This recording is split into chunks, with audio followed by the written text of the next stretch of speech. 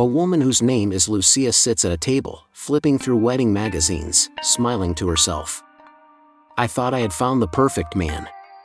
David was charming, successful, and after 2 years together, he had finally proposed. I was living in a dream. Until that dream shattered overnight. Lucia and David were having dinner at a fancy restaurant. David's phone buzzes. He quickly flips it over, avoiding eye contact.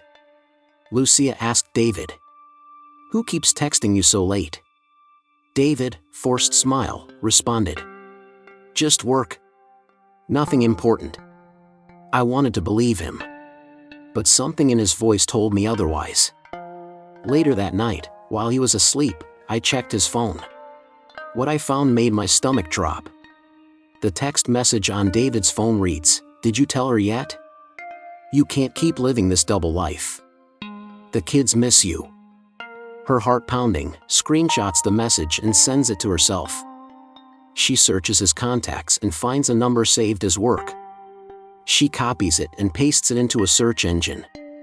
A name pops up, Sarah Matthews. A woman in her early 30s. Married. Mother of 2. I knew I shouldn't jump to conclusions. But my gut told me I had to dig deeper. She paces in her apartment, her phone in her hand. She finally dials Sarah's number. Sarah, cautiously, responded. "Hello?" Lucia said. "Hi.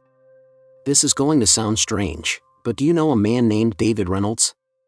Sarah, pause, then a sharp inhale. "Who are you?"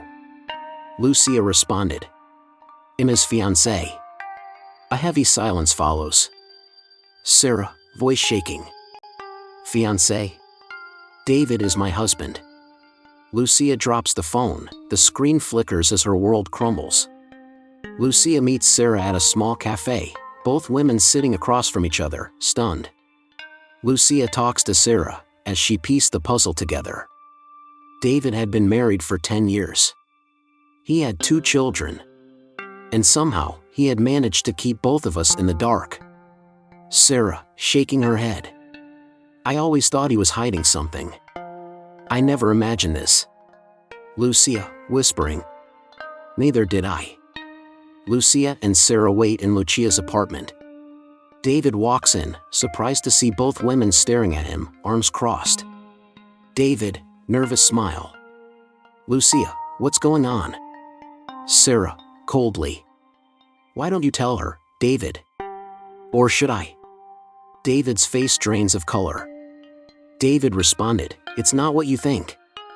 Lucia looking, furious. "Not what I think. You have a whole wife and kids. Did you think I wouldn't find out?" David looks between them, searching for a way out. David, desperate. "Lucia, I love you." "But Sarah." Sarah, interrupting, voice icy. "Don't.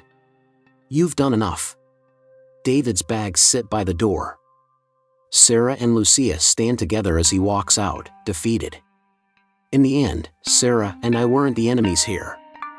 We were both victims of his lies. And while it hurt, we knew one thing for certain. We deserved better. David walks away into the night. Lucia and Sarah exchange a knowing look, newfound strength in their eyes. Sarah, smirking slightly. "Well, at least we got the truth." Lucia nods, smiling faintly.